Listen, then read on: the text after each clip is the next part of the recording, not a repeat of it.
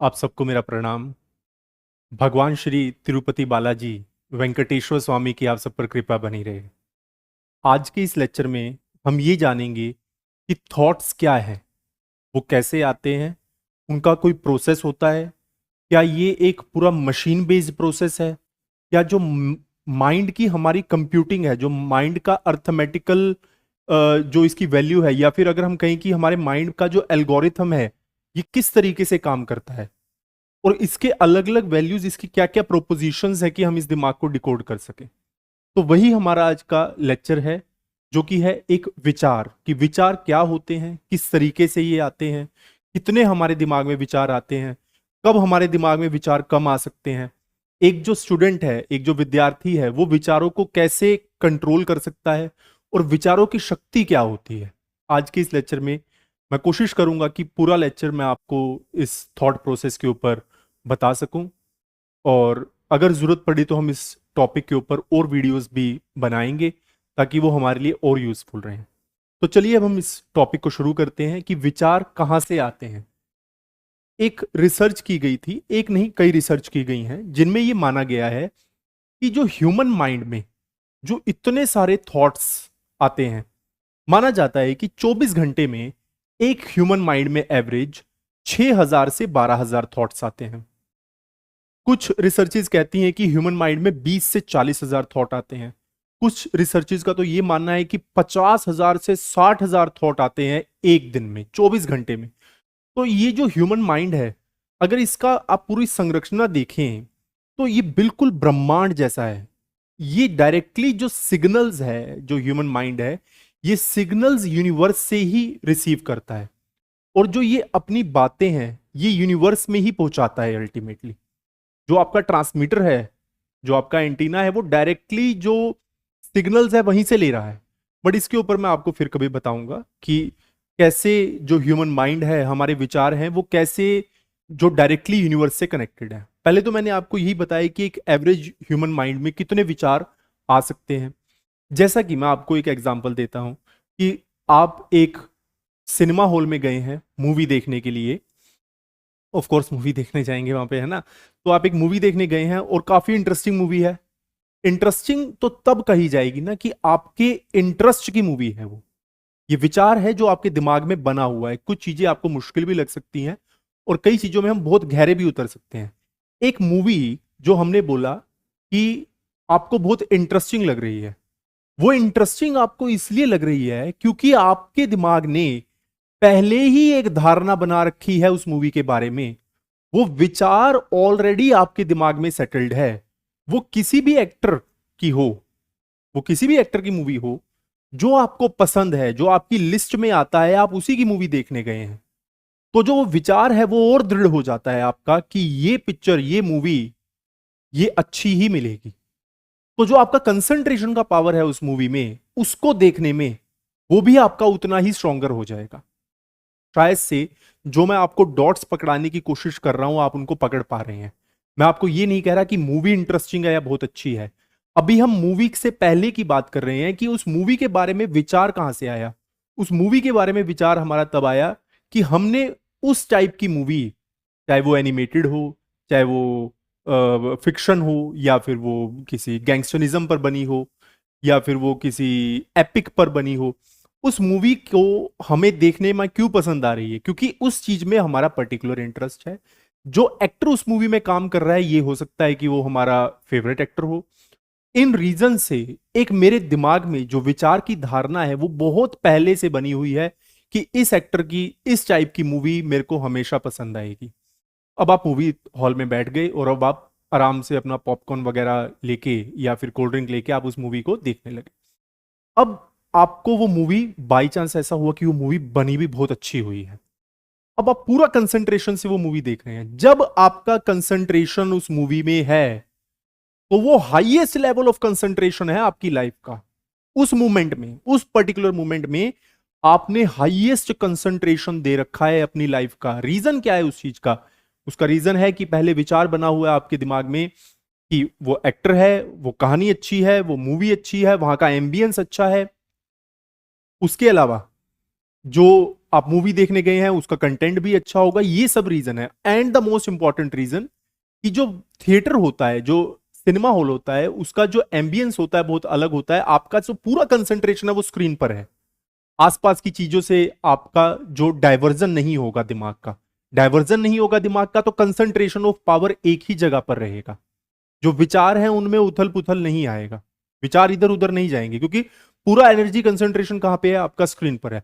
अब आपको ये नहीं याद आ रहा कि आपको बिजली का बिल भरना है, आपको शायद से ये भी याद नहीं होगा कि आपने कार कौन से पार्किंग लॉट में खड़ी की थी। बाहर निकल के तो सब कुछ याद आ ही जाएगा, बट अभी जो आपके विचार हैं वो बहुत कम है। क्यों? क्योंकि आप एक ऐसी चीज में हैं जिसमें आपका बहुत इंटरेस्ट है और जिसको आप हाईएस्ट कंसंट्रेशन से देख रहे हैं। यही बात हमारी पढ़ाई, हमारी स्टडीज से रिलेटेड है, चाहे हम एसएससी की प्रिपरेशन कर रहे हैं या फिर हम यूपीएससी की प्रिपरेशन कर रहे हैं।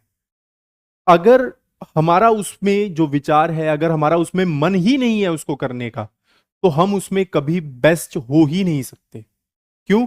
क्योंकि अगर हमारा उसको देखने में, यूपीएससी को करने में हमारा मन नहीं है, विचार हमारा कहीं और चल रहा है, हमारा इंटरेस्ट है इंजीनियरिंग में, आर्टिफिशियल इंटेलिजेंस में, मेडिकल में, कॉमर्स में, बट हम जबरदस्ती खुद को यूपीएससी में लेके बैठे हैं, तो उस वक्त पे क्या होगा? जो कंसंट्रेशन की एनर्जी होगी वो बेकार होगी बिल्कुल, और जो उसका रिजल्ट आएगा वो भी कैसा रहेगा? वो भी खराब ही रहेगा।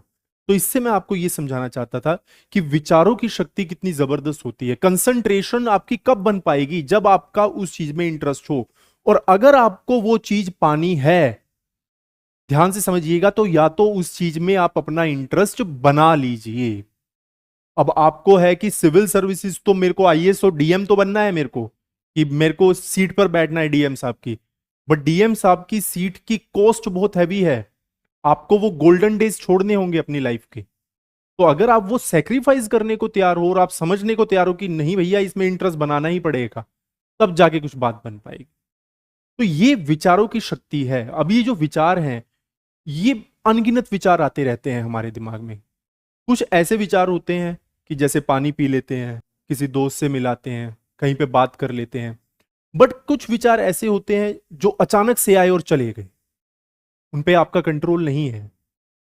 जनरली ये माना गया है कि हमें विचारों को कंट्रोल नहीं करना। जनरली ये देखा जाता है कि लोग कहते हैं कि आप विचारों को कंट्रोल कीजिए, विचार कम लाइए। विचार भैया कैसे कम लाएंगे हम? ये माइंड कंट्रोल में नहीं है। हालांकि स्वामी विवेकानंद ने कहा है कि human should control its mind, mind should not control human. Vivekananda ji तो बिल्कुल इसको सही तरीके से स्पष्ट कहा है। बट ये जो ह्यूमन माइंड है, ये कैसे कंट्रोल में आएगा? कंसंट्रेशन से। कंसंट्रेशन कैसे आएगी? मेडिटेशन से। मेडिटेशन के लिए हमें क्या करना होगा? डिसिप्लिन। डिसिप्लिन के लिए हमें क्या चाहिए? कंसिस्टेंसी। रेगुलर एक ही काम करना, और डिसिप्लिन हर सुबह 4 बजे करना, 6 बजे करना। इस तरीके से उस चीज में हम धीरे धीरे उतर पाएंगे। ह्यूमन में एक बहुत अच्छी आदत होती है और एक बहुत बुरी आदत होती है कि वो किसी भी आदत को अपना सकते हैं, और अगर दृढ़ निश्चय कर लें तो किसी भी आदत को छोड़ भी सकते हैं। अब ये आपके ऊपर है कि आप कौन सी आदत बना लें। ये बिल्कुल आपके ऊपर रहेगा कि अगर आपने अच्छी आदतें बना ली, तो जैसे आप एग्जाम्पल लीजिए कि एक इंसान है जिसे अल्कोहल, जिसको शराब पीने की लत है, तो उसको, लत की बात कर रहा हूं, जो कभी कभी पी रहा है उसकी तो चलिए बात अलग है, बट जो हर रोज, जिसको हर रोज या हर दूसरे या तीसरे दिन चाहिए शराब, और उसके बिना वो नहीं रह सकता, उसके दिमाग में क्या बना हुआ है? उसके दिमाग में उस लीकर को, उस अल्कोहल को, उस शराब को पीने की, कंज्यूम करने की एक आदत बनी हुई है। आदत कैसे बनी? विचारों से बनी। विचार आ रहा था, जब विचार कठोर नहीं थे उसको रोकने के लिए।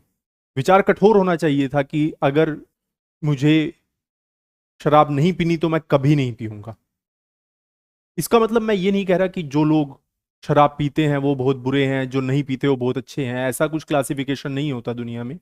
इससे कुछ हम, वो एक अलग बात होती है। ओके, मैं जनरली ऐसा नहीं मानता कि अगर कोई लीकर कंज्यूम कर रहा है तो उसे बुरे की कैटेगरी में डाल दो, ऐसा नहीं हो सकता। इसके ऊपर भी लोगों के अलग अलग विचार हैं। बट जो लीकर है वो एक इंसान का दिमाग शून्य में लेके जा रहा है।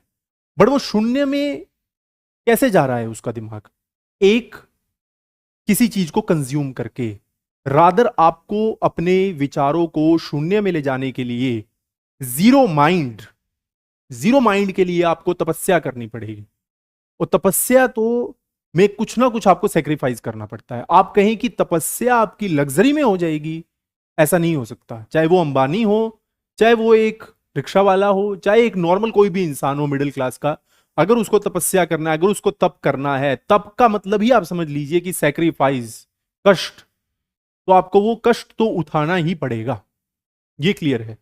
तो हम विचारों की बात कर रहे थे जैसे, तो जब विचार हमारे दिमाग में आ रहा है, आप एक बार नोटिस किया कीजिए कि आप जैसे बैठे हैं, ऐसा मैं नहीं कह रहा कि आप मूवी देखने गए हैं या फिर क्लास में बैठे हैं, तब नहीं।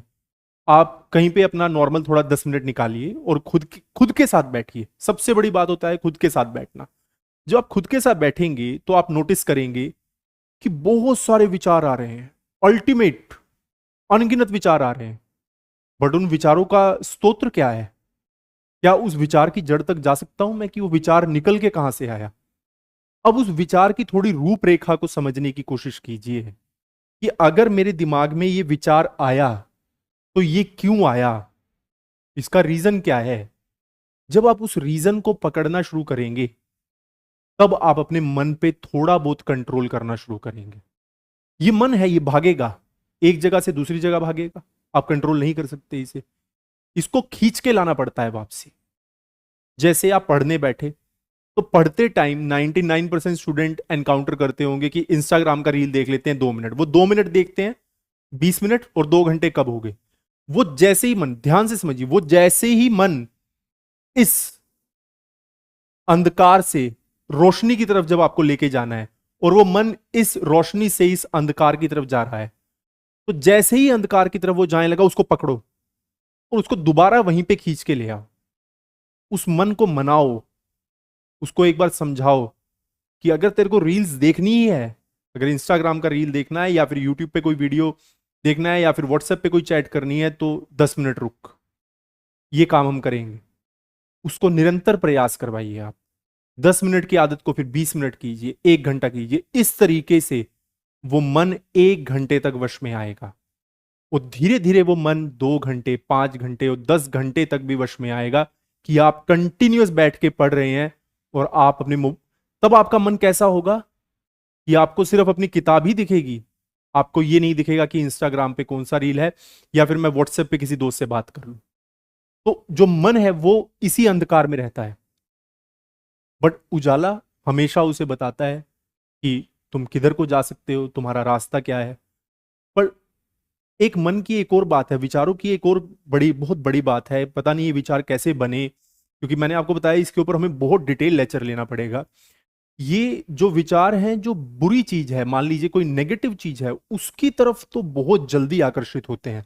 जैसे कोई इंसान है, उसने हमारा बहुत हेल्प की, उसने हमारा बहुत अच्छा किया, बहुत मदद करी, बट उसने जब एक हमारे बार वो मदद नहीं कर पाया या फिर उसमें कोई एक कमी उसने कर दी, तो उसी टाइम हम बदल जाते हैं कि तुम इंसान ऐसे।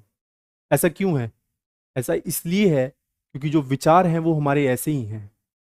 हम किसी का लाख बार करा हुआ भूल सकते हैं, इंसान ऐसा ही होता है।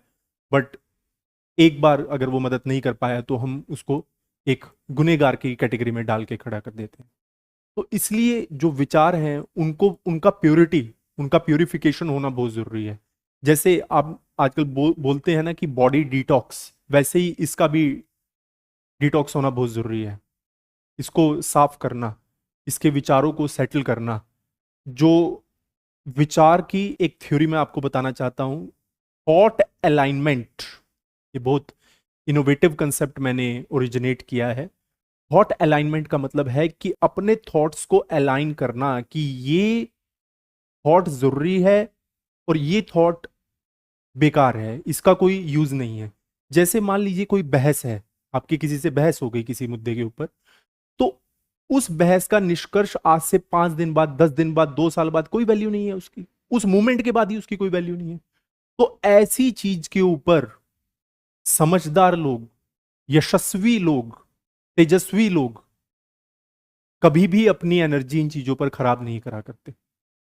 तभी बोला जाता है कि ज्ञानी को भी समझाया जा सकता है अज्ञानी को भी समझाया जा सकता है, पर अभिमानी को नहीं समझाया जा सकता। अभिमानी को तो सिर्फ वक्त ही समझाता है। इसलिए जो आपके विचार हैं वो आपकी बॉडी के अकॉर्डिंग अलाइंड होने चाहिए। जैसे कहते हैं ना कि जो आप सोचेंगे वैसा ही होगा।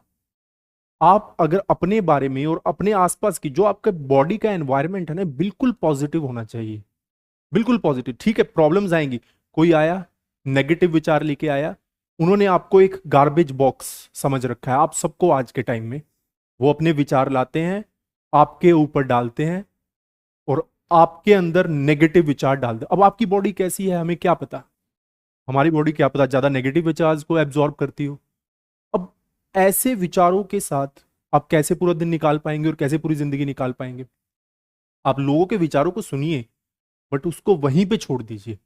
मदद करना अलग है, किसी के विचारों का बोझ अपने कंधे पर उठाना ये बहुत मुश्किल काम है। तो आप लोगों के नेगेटिव विचार, ये जब बॉडीज, मान लीजिए आप किसी से टच हो रहे हैं, ये सब चीजें वाइब्रेशंस हैं। आप मेट्रो में खड़े हैं, मेट्रो में अलग अलग टाइप का लाखों करोड़ों लोग खड़े हैं, हम भी मेट्रो में ही जाते हैं।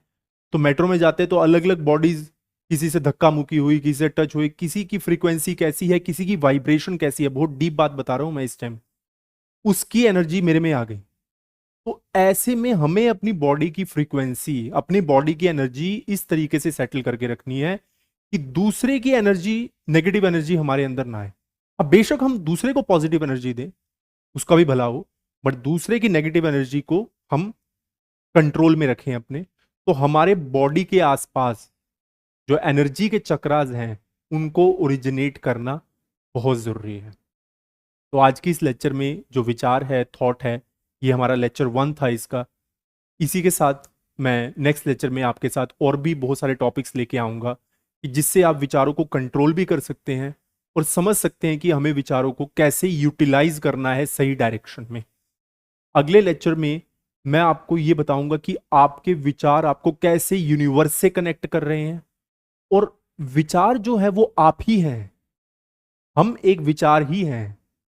हम जो खाना खा रहे हैं, जो भी हम खाते हैं, वो हम ही हैं, क्योंकि उसी से तो हमारा एग्जिस्टेंस है। अगर इस सब चीजों को आपको जानना है तो I need your support in to this. Please like my video if you find this content useful, share it more and more, and subscribe my YouTube channel.